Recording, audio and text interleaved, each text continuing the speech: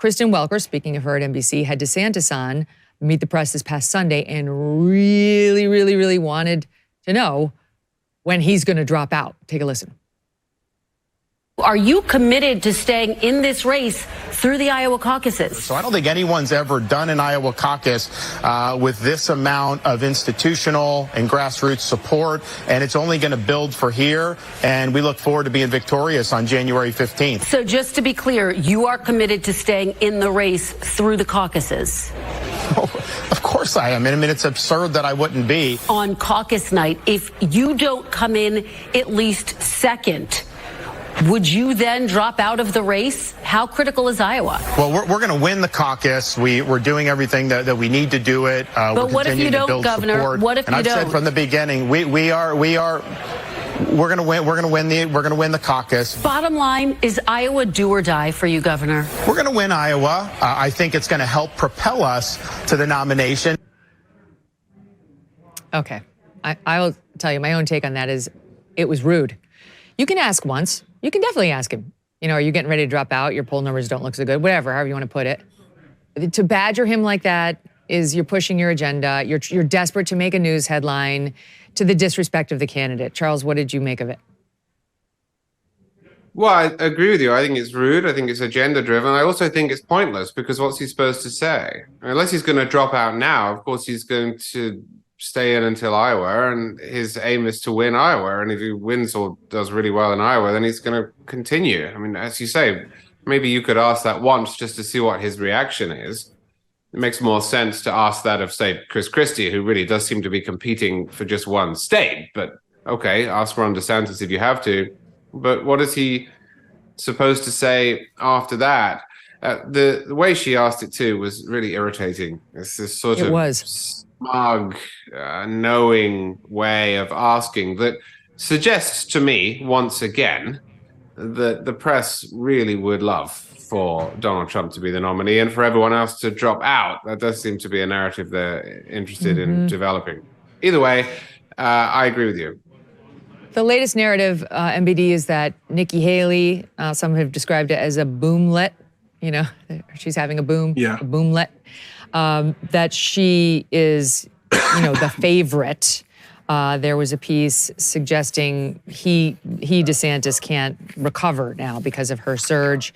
I'm trying to find it in front of me, but suggesting that it's a death knell to the Ron DeSantis campaign, that he's not going anywhere in the polls. She's now giving him a run for his money even in Iowa, where his lead has been cut to, I think, 3 points, and suggesting that that's not recoverable for Ron DeSantis. But the truth is, while Nikki Haley is beloved by a certain wing of the party, she's loathed by a separate wing, right? So I don't know that her boomlet is the death knell of anyone. What do you think?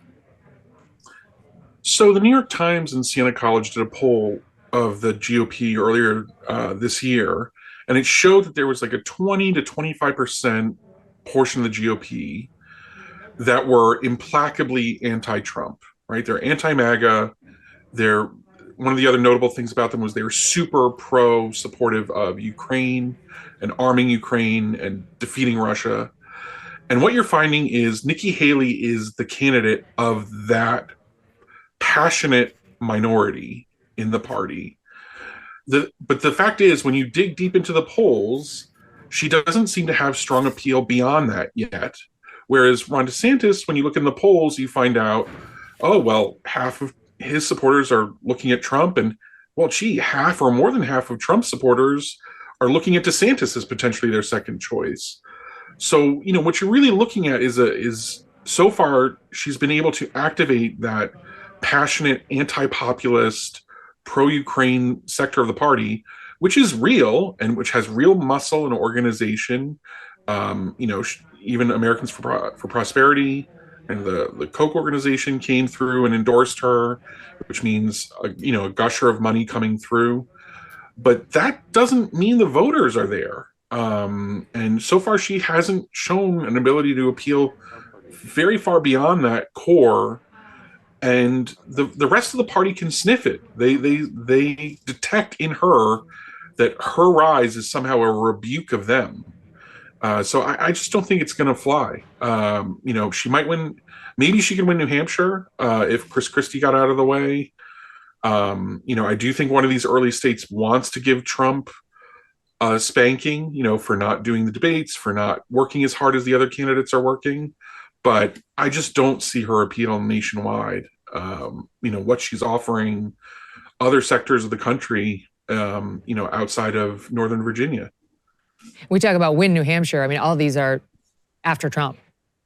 Win New Hampshire amongst the undercard. I mean, no one has a great chance of beating Trump in any state. I understand DeSantis is hoping, thanks to the endorsement of the governor there and of Bob Vander Plaats, that he actually could leapfrog Trump in Iowa, and Trump is stiff-armed Iowa.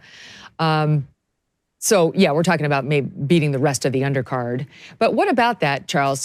Does Nikki Haley need to try to take out Chris Christie at this debate tomorrow night? Because she actually is potentially in a position to, again, win, in air quotes, behind Trump, in both South Carolina and New Hampshire. But it would be much easier for her in New Hampshire if Chris Christie were no longer there.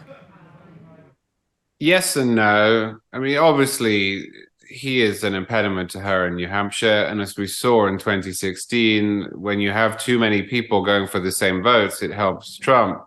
But the ultimate problem is that Trump's polling at 50 or 60%. So I think really what Nikki Haley needs to try to do is take out Ron DeSantis in the long run, because the race, if it's not going to be Trump, is going to be not Trump, because it came down to Trump and a not Trump, if that makes sense. That was very Monty Pythonish.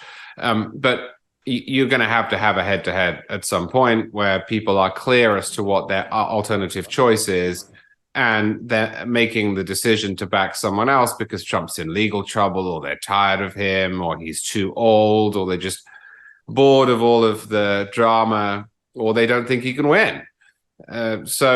Yes, I suppose if we're getting down into that level of detail, then she should want to take out Chris Christie. But the two candidates that have a chance of becoming the not Trump are DeSantis and Haley. And that's why we're seeing so much money being spent by Nikki Haley going after Ron DeSantis, because she understands that.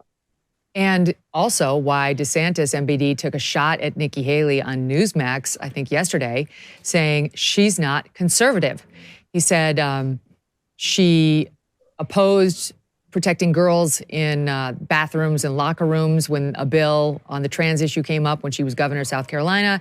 He said she opposed me on Disney, inviting Disney to move to South Carolina when I tried to push back on them for criticizing the sexualization of children in school.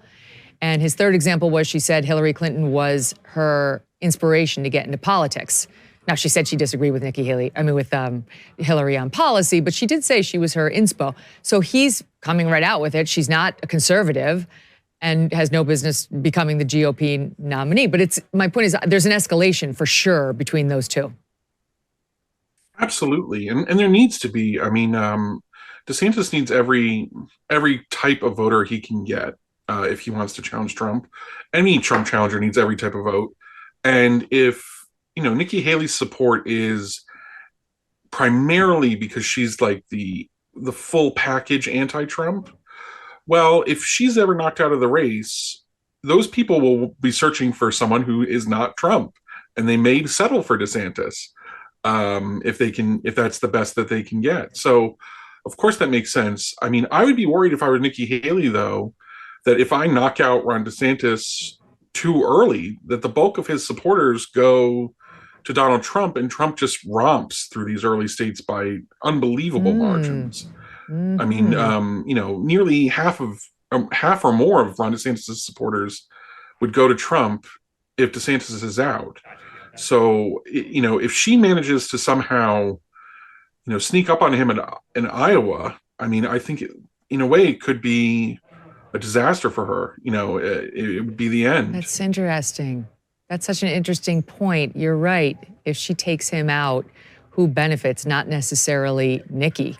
So she does need to, she's smart. I'm sure she's doing all this calculus behind the scenes herself. We are sponsored today by Donors Trust, the principled, tax-friendly way to simplify your charitable giving.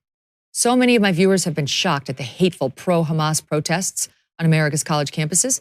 If there is any upside to this, it's that many donors are finally pulling their support from these ivory towers. If you're one of them, now the question is, what do you do with your charitable dollars? You should know about Donors Trust. Donors Trust is the oldest and largest donor-advised fund committed to limited government, personal responsibility, and free enterprise. With a giving fund at Donors Trust, you'll have a simpler, tax-friendly way to do your charitable giving. You'll also have a partner who will make sure your gifts stay true to your conservative values. The end of the year is coming fast. Open your fund before the end of December to take advantage of tax savings. Visit donors, there's an S in there, trust.org/MK to see how a fund works and request your free starter kit. Protect and simplify your charitable giving with Donors Trust. Visit donorstrust.org/MK to get started. Hey, thanks so much for watching. If you like what you just saw, hit the subscribe button for more clips and full episodes.